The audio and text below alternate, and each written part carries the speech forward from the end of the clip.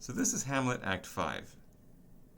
At the beginning of this act, we see two grave diggers digging Ophelia's grave and discussing her apparent suicide.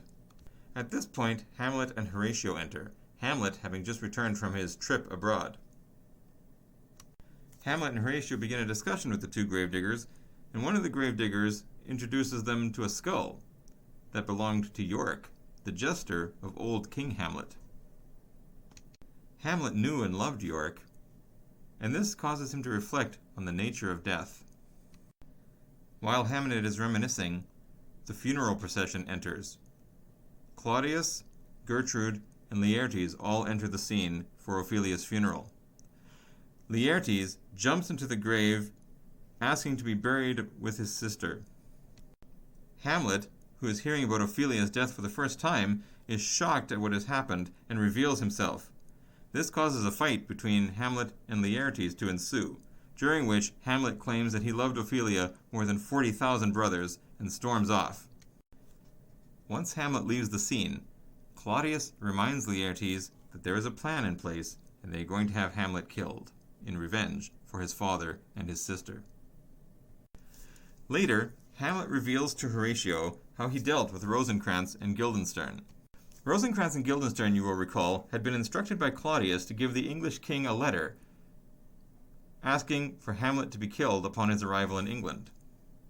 On the sea voyage, however, Hamlet discovered these letters and switched them out with letters of his own.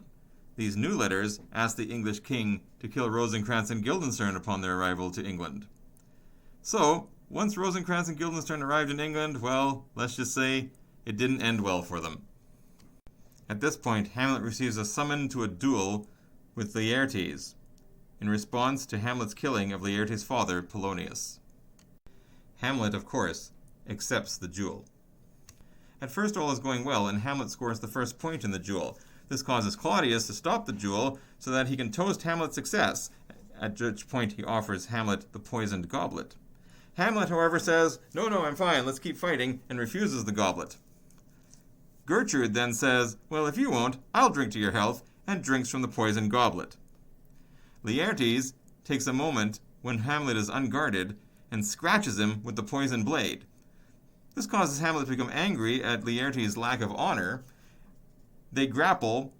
Hamlet gets Laertes' poisoned blade, and he cuts Laertes with his own poisoned sword.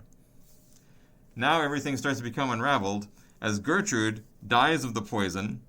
Laertes begins to die of the poison. Hamlet realizes that he's poisoned and is beginning to die.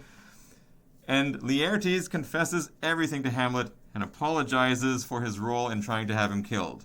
This causes Hamlet to rise up and stab Claudius with the poisoned blade, at which point Claudius dies, and Hamlet, now overcome by the poison, begins to die as well.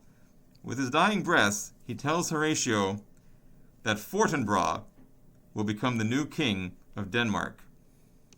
And so we reach the end of the play, with practically all of the major players dead. Ophelia, Claudius, Gertrude, Laertes, Polonius, Hamlet himself. With only Horatio and Fortinbras left standing, Horatio tells Fortinbras Hamlet's story, and Fortinbras declares that Hamlet will be buried as a soldier. And that is the end of Hamlet.